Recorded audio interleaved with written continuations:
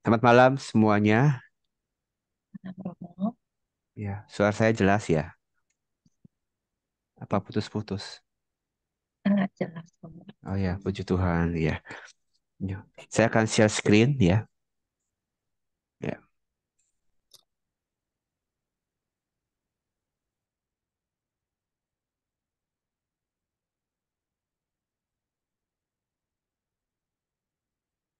apa bisa dilihat screennya?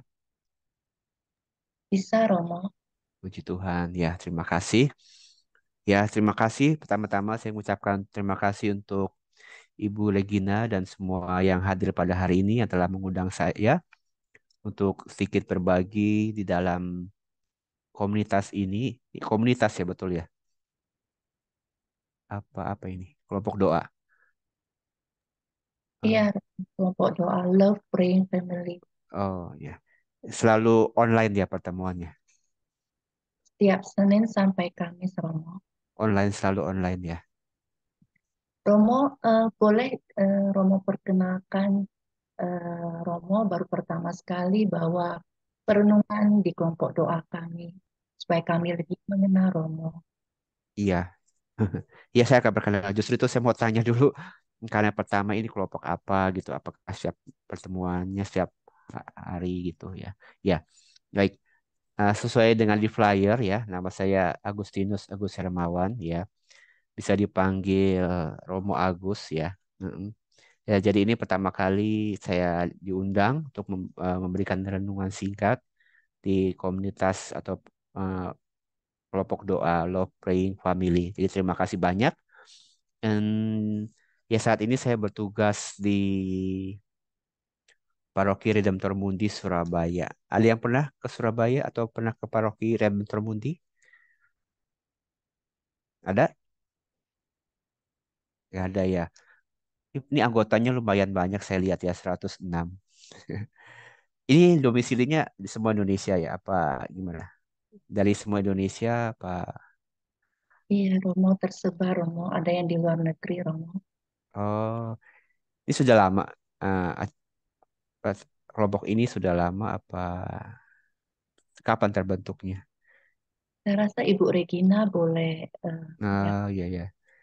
Ya maaf cuma mau tahu aja supaya saya tahu ini nanti pas kasih tau kan bisa nyambung ya. Kalau nggak tahu audiennya siapa kan bingung juga. Iya, Online-nya mulai sejak pandemi. iya, oh, iya. Pesertanya berarti apa? Untuk umum ya, Iya, untuk umum ya, iya, ya baik. Katolik semua apa bebas nih? Katolik semua. Katolik semua ya. Mm-mm. Puji Tuhan ya masih banyak pesertanya 107 ya. Mm-mm. Jadi belum pernah ketemu ya sejak ini pertemuan ini dibentuk belum pernah ketemu saling ketemu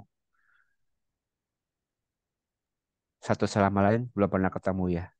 Belum pernah talk with God dan about God. Jadi saya memilih tema ini atas latar belakang bahwa kami saya dari Ordo Pengkhotbah OP ini memiliki Santo Pelindung Santo Dominikus ya.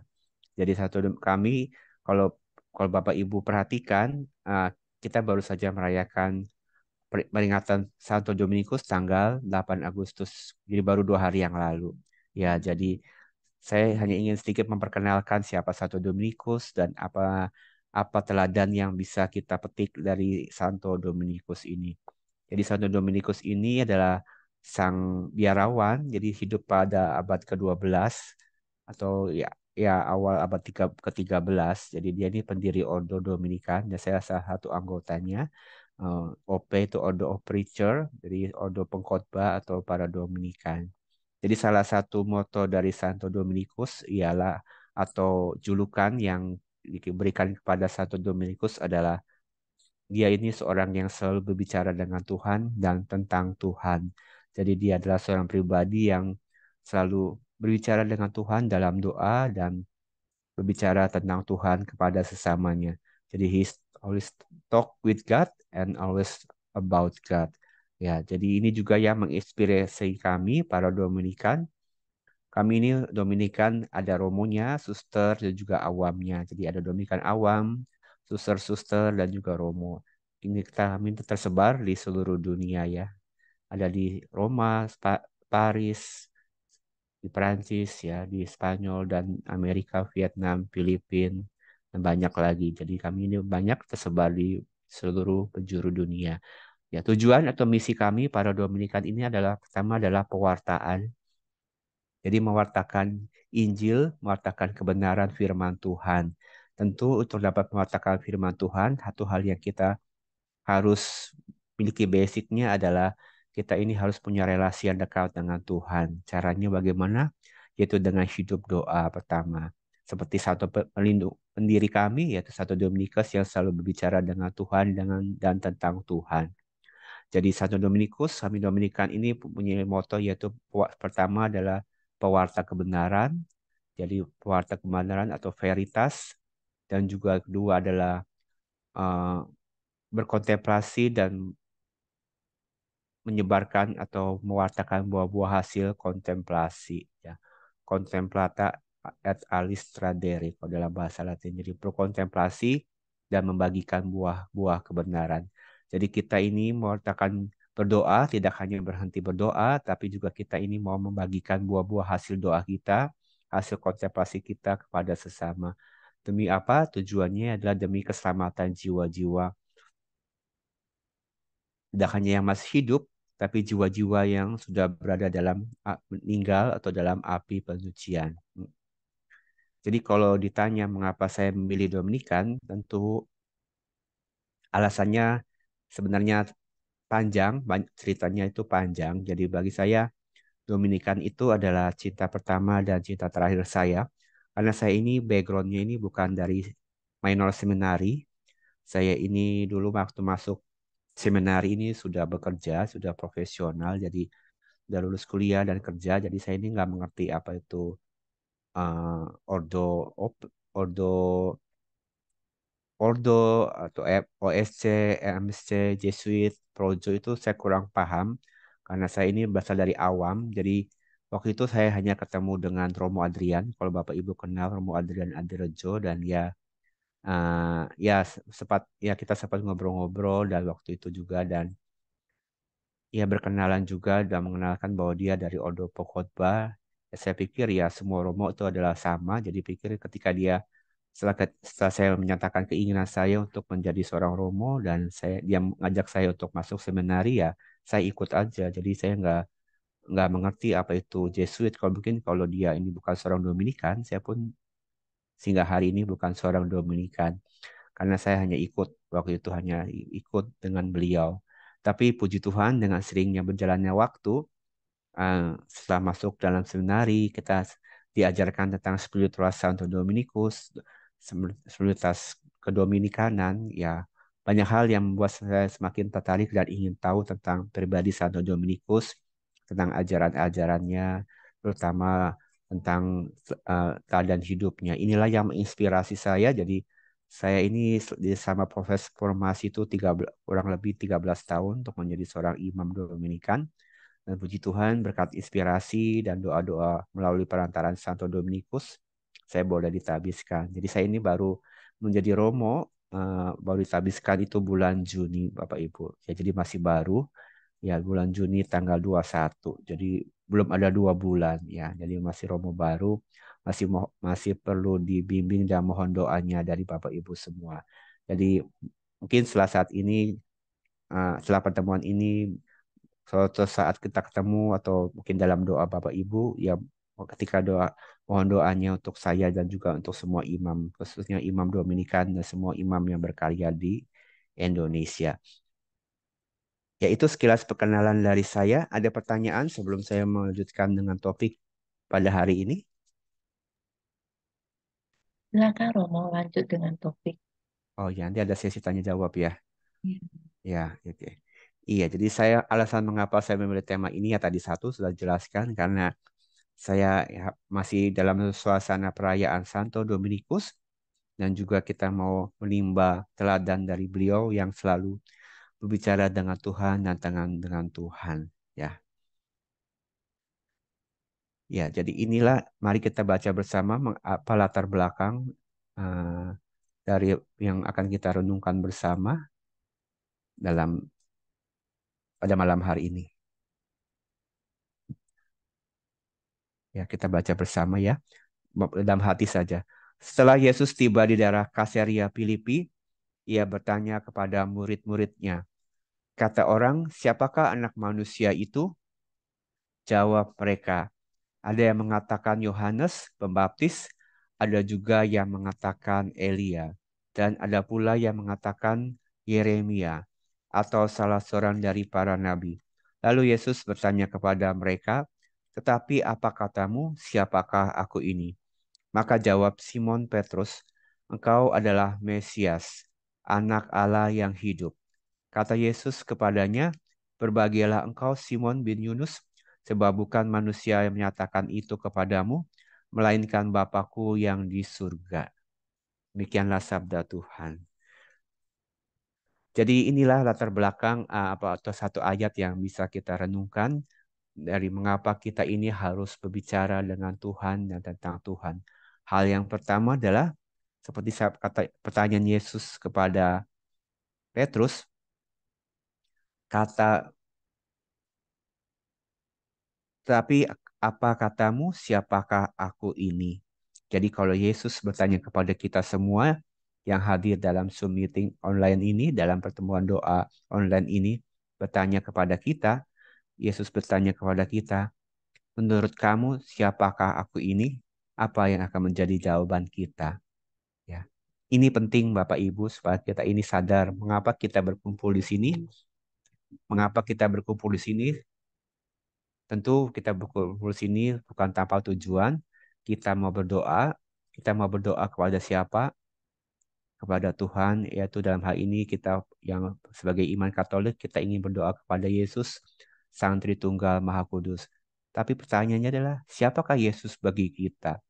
Sesungguhkah kita ini mengenal Yesus ini secara pribadi, mengenal Yesus sungguh-sungguh pribadi, lepas pribadi, apakah kita ini hanya ikut-ikutan, diajak untuk ikut online ini, ataukah hanya sekedar mengisi waktu luang, atau apa kita sungguh-sungguh mengenal siapa Tuhan yang saat ini menjadi alasan mengapa kita ini berkumpul di dalam online ini. Jadi pertanyaannya pertama adalah, Who is Jesus Christ for me? Siapakah Tuhan Yesus itu bagi kita? Kalau kita ini sudah tahu siapa Tuhan, kita baru bisa sungguh-sungguh berbicara dengan Tuhan. Bagaimana mungkin kita ini bisa berbicara dengan seseorang kalau kita tidak mengenal siapa itu? Ya, mungkin kita bisa berbicara dengan orang, tapi pasti itu hanya di permukaan aja, hanya casual talk. Makanya di awal saya tanya ini kelompok apa, ini apa supaya ada sedikit perkenalan, karena supaya saya ini tidak seperti bicara sendiri, tapi mengenal siapa yang hadir di Zoom ini walaupun hanya sekilas. Paling tidak saya tahu bahwa di sini yang hadir di sini adalah saudara-saudara kita seiman dari seluruh Indonesia. Jadi begitulah dan inilah yang ingin kita harus tahu di dasar sebuah relasi, yaitu siapa yang akan kita ajak bicara atau ya siapa yang sedang kita ajak bicara. Baru kita ini bisa memperdalam atau mengembangkan pembicaraan kita. Setelah kita sadar siapa Yesus bagi kita, ada yang mau jawab siapa Yesus bagi kita? Ada? Ada yang dari sini mau jawab siapa Yesus bagi Anda? Dua atau tiga orang boleh? Juru selamat. Ya, puji Tuhan. Ada lagi? Terima kasih. Siapakah Yesus bagi Anda? Allah yang menjelma menjadi manusia. Puji Tuhan, betul. Satu lagi, siapakah Allah bagi Anda? Tentu jawabannya beda-beda, boleh. Dan tidak ada jawaban benar atau salah ya tentunya. Yang akan mengadili Iya. pada akhir zaman. Iya, terima kasih. Di chatbox juga dia bilang Tuhan adalah sahabatku. Ya, Tuhan dan sahabat.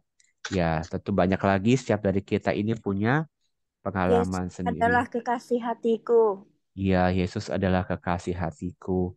Ya, terima kasih untuk jawabannya. Jadi, setiap dari kita pasti punya jawaban. Dan dari sinilah kita ini semakin bisa mengenal Tuhan dan harapannya dapat berbicara pribadi dengan pribadi langsung dari hati. Kalau kita sungguh menganggap Yesus ini sebagai sahabat, tentu bicara kita ini seperti kita ini berbicara dengan sahabat tanpa ada yang perlu ditutupi. Kita bisa menceritakan seperti kita ini berbicara dengan sahabat. Kalau Yesus adalah juru selamat kita, dalam doa kita pun kita ini mau beriman dan percaya bahwa Yesus pasti akan menyelamatkan kita di tengah-tengah badai kehidupan ini. Karena Yesus, kita percaya bahwa Yesus adalah juru selamatku, kita tidak akan takut karena Dia pasti akan menyelamatkan kita. Jika Yesus adalah kekasih hatiku, sama dengan saat kita ini berbicara dengan kekasih kita, pacar kita atau mantan pacar kita yang telah menjadi pasangan, tentu ada kedalaman, ada keintiman, ada kasih sayang yang terjalin antara kita dengan Tuhan. Dan semua ini baik ya. Mengapa semua ini baik? Karena ini akan membawa kita ini semakin dekat dengan Tuhan. Jadi siapakah Tuhan bagi kita? Kalau Tuhan kita anggap ini sebagai, kalau kita ini hanya berdoa kepada Tuhan kalau kita sakit, artinya kita hanya menganggap Tuhan ini sebagai tabib, hanya sebagai dokter atau tukang obat. Kita ini datang kepada Tuhan hanya hanya untuk minta kesembuhan. Jadi apa bedanya kalau kita ini hanya datang kepada dokter kalau kita sakit ya. Kita perlu dokter kan hanya perlu sakit. Jadi kalau kita hanya berdoa kepada Tuhan pada saat kita sakit, apa bedanya Tuhan ini dengan dokter?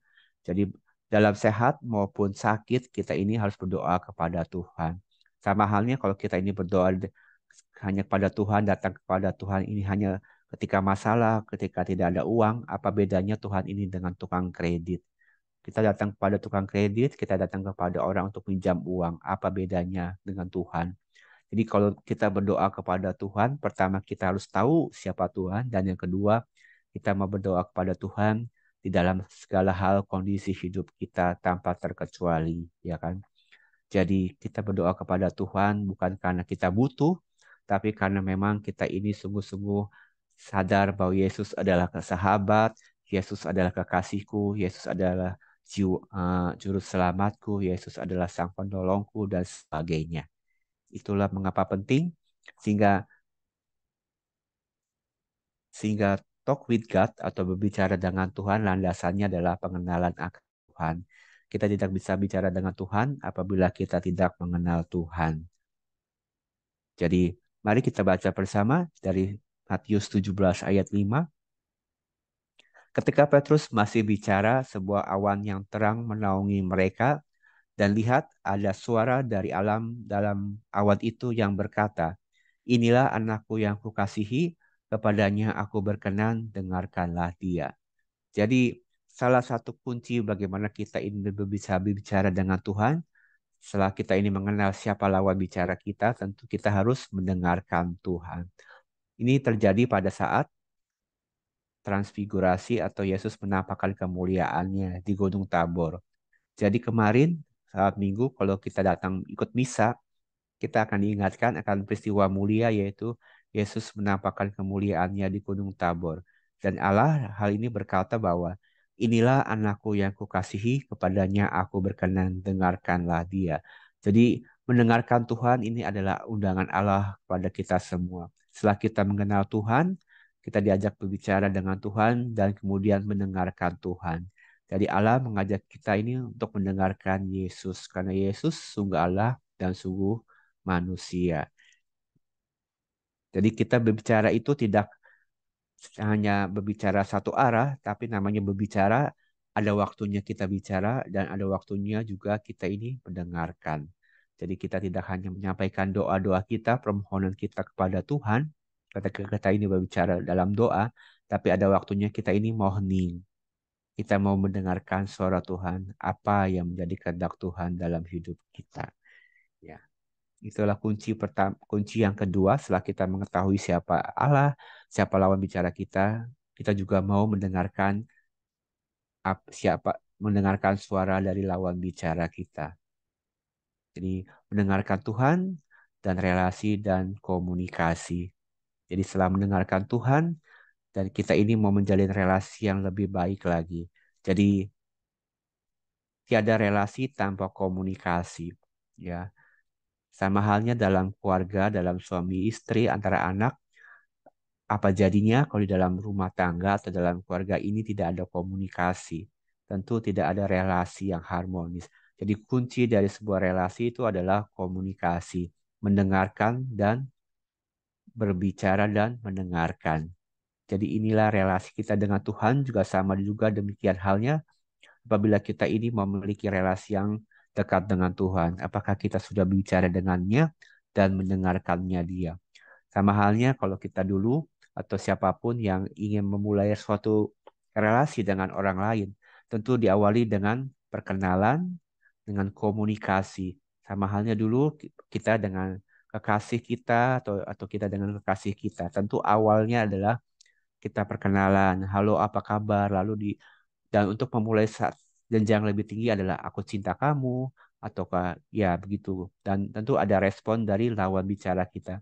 Ketika kita menyatakan I love you tentu tidak berhenti sampai situ. Kita ini menunggu balasan dari orang lain. Artinya kita mendengarkan respon dari orang lain apakah perasaan kita ini, cinta kita ini diterima atau tidak. Jadi setelah kita mengerti siapa Tuhan, kita mendengarkan Tuhan supaya relasi kita ini dapat semakin dekat dengan intim dengan Tuhan. Sehingga harapannya setelah relasi kita dengan Tuhan semakin dekat, kita ini bisa bicara tentang Tuhan.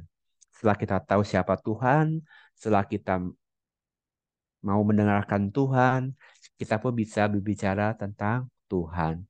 Kita tidak bisa berbicara dengan Tuhan kepada orang lain kalau kita sendiri pun tidak mengenal siapa Tuhan, kalau Tuhan tidak pernah menyatakan dirinya kepada diri kita. Ya, kalau kita tidak dapat berbicara tentang kebaikan Tuhan, kalau kita ini tidak ada relasi yang khusus dengan Tuhan. Jadi setelah kita berbicara dengan Tuhan, kini giliran kita yang bicara dengan tentang Tuhan kepada sesama supaya banyak sesama pun yang mengenal siapa Tuhan dalam hidup mereka. Inilah salah satu bentuk pewartaan Bapak Ibu. Jadi pewartaan itu tidak selalu seperti Romo yang di homili atau seperti pada pembicara-pembicara. Pewartaan itu simple bagaimana kita ini hanya membawa Tuhan kepada orang lain, kepada keluarga, kepada sesama, menceritakan siapa itu Tuhan dalam hidup kita, menceritakan kebaikan Tuhan kepada hidup kita. Kita punya relasi dengan yang intim dengan Tuhan dalam doa, setelah dalam hidup sehari-hari kita ini mau menceritakan kepada orang lain bahwa Tuhan itu baik, Tuhan itu sungguh ada. Mari kita baca bersama lagi. Tapi Roh Allah, penolong yang akan diutus Bapa atas namaku, dialah yang akan mengajar kalian mengajar kalian segalanya dan mengingatkan kalian akan semua yang sudah kuberitahukan kepadamu.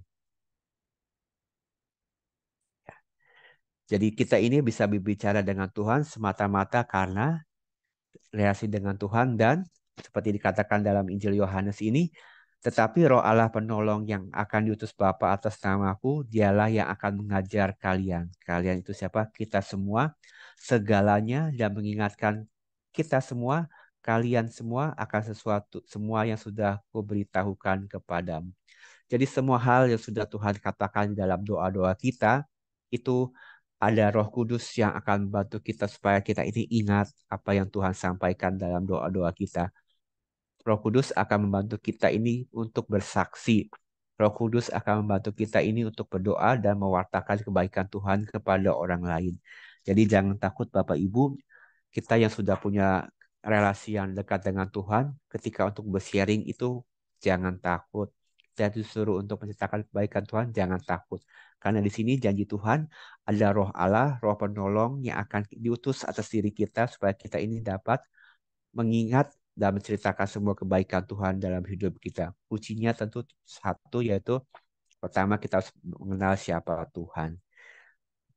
Iya. Jadi berbicara dengan Tuhan dan tentang Tuhan itu adalah seperti dua sisi dalam sebuah koin yang tidak terpisahkan. Jadi kalau kita ini bisa berbicara dengan Tuhan, maka kita pun pasti bisa berbicara tentang Tuhan kepada sesama. Ya. Dan sekarang kita lihat bagaimana hal ini pun terjadi dalam kehidupan Santo Dominikus. Jadi Santo Dominikus ini telah banyak melakukan mukjizat dalam hidupnya. Jadi kalau Bapak Ibu nanti boleh menemukan buku cerita tentang kehidupan Santo Dominikus, ada banyak mukjizat yang ia lakukan sepanjang hidupnya. Contohnya pada saat dia berbicara saat dia ini berada di biara, dia sedang akan makan siang. Ternyata mereka ini kehabisan makanan. Tapi setelah Santo Dominikus ini selesai berdoa dan mengucap syukur, pada saat Santo Dominikus ini berdoa dan mengucap syukur, tiba-tiba tampaklah malaikat Tuhan dan membawa makanan. Ini ada, jadi mujizat ini ada sungguh terjadi. Jadi ketika Santo Dominikus berdoa mohon berkat Tuhan dan biar Tuhan mencukupkan, malaikat turun dan menyediakan makanan untuk Santo Dominikus dan semua saudara-saudaranya dalam satu komunitas atau dalam biara. Masih banyak lagi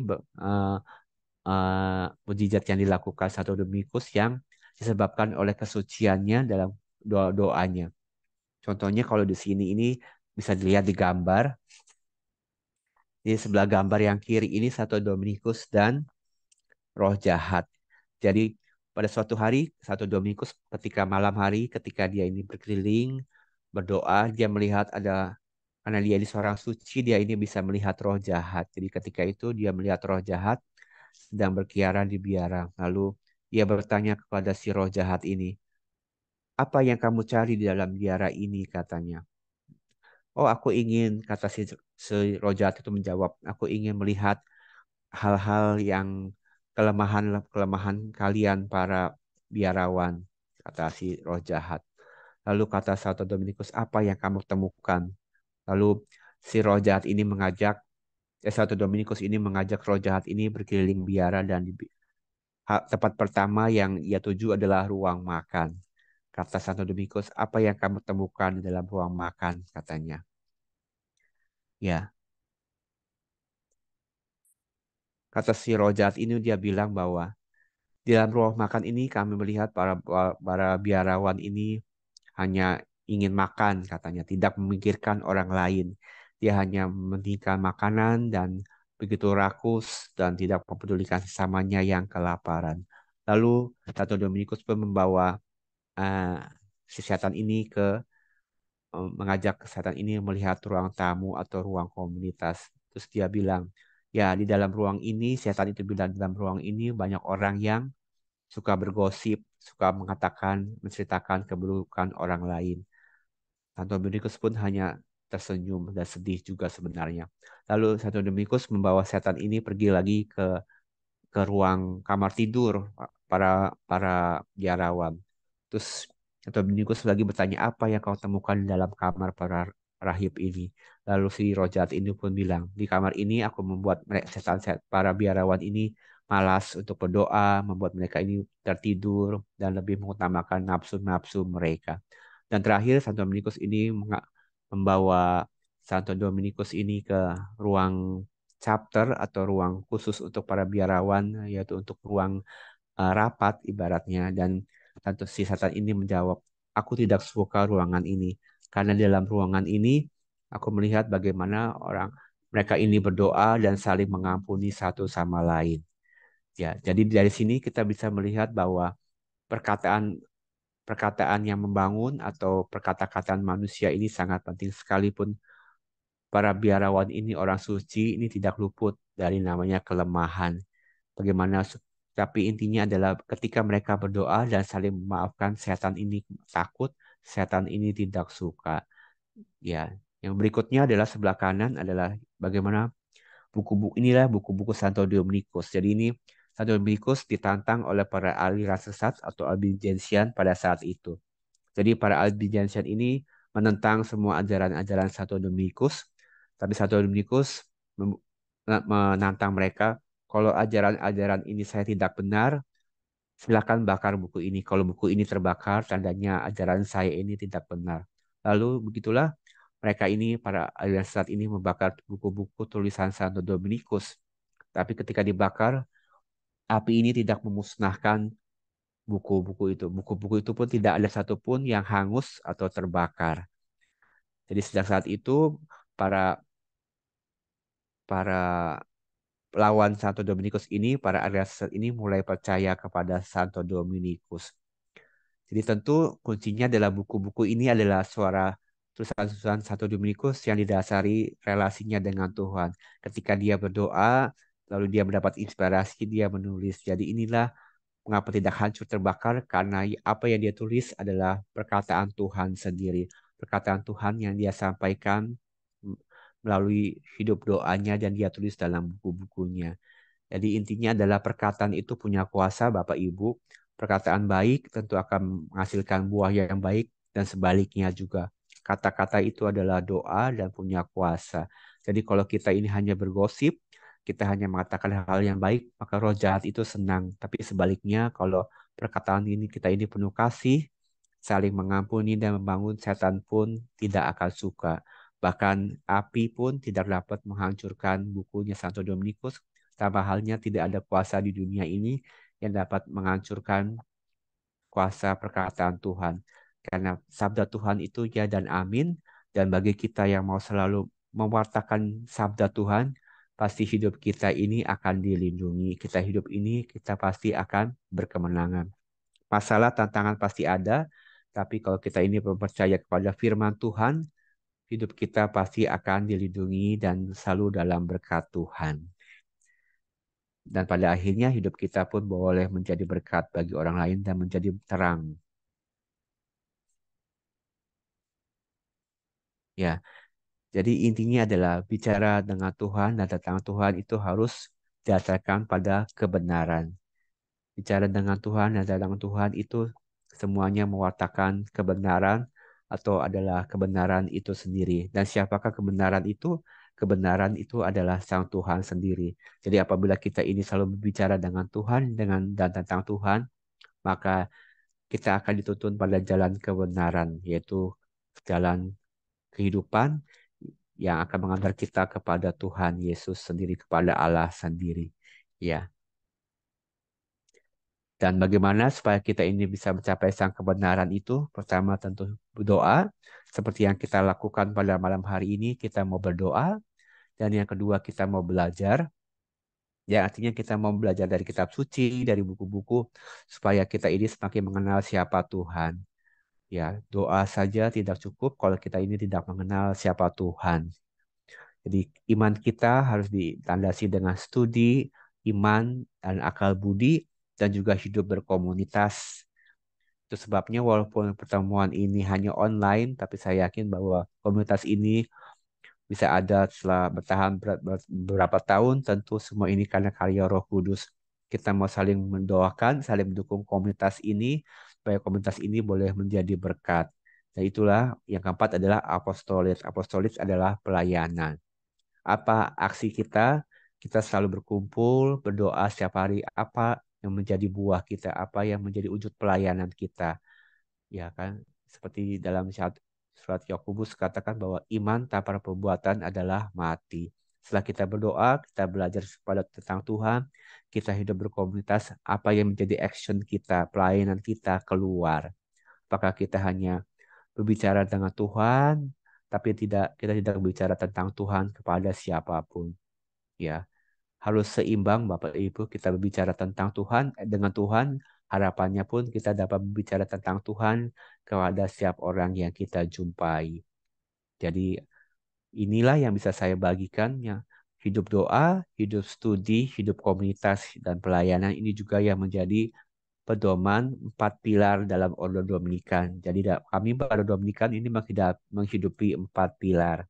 Di saya sebagai Romo, semua suster, frater, dan awam memiliki 4 pilar dalam hidup kami, yaitu doa, yaitu mendekatkan diri kepada Tuhan, studi supaya kita ini semakin mengenal siapa Tuhan, apa yang menjadi kehendak Tuhan, harapannya kita ini bisa berbagi. Pertama dalam komunitas, dalam hal ini yang terkecil adalah keluarga kita sendiri, kita saling mendoakan dan mendukung, dan juga menjadi berkat bagi sesama yang membutuhkan bantuan kita, yaitu membagikan buah-buah yang akan kita bagikan buah-buah dari setiap doa dan kontemplasi kita. Supaya kita ini tidak hanya berdoa, tapi kita juga mau menghasilkan buah-buah yang sangat berguna bagi sesama kita yang membutuhkan. Semoga demikian, Tuhan memberkati kita semua.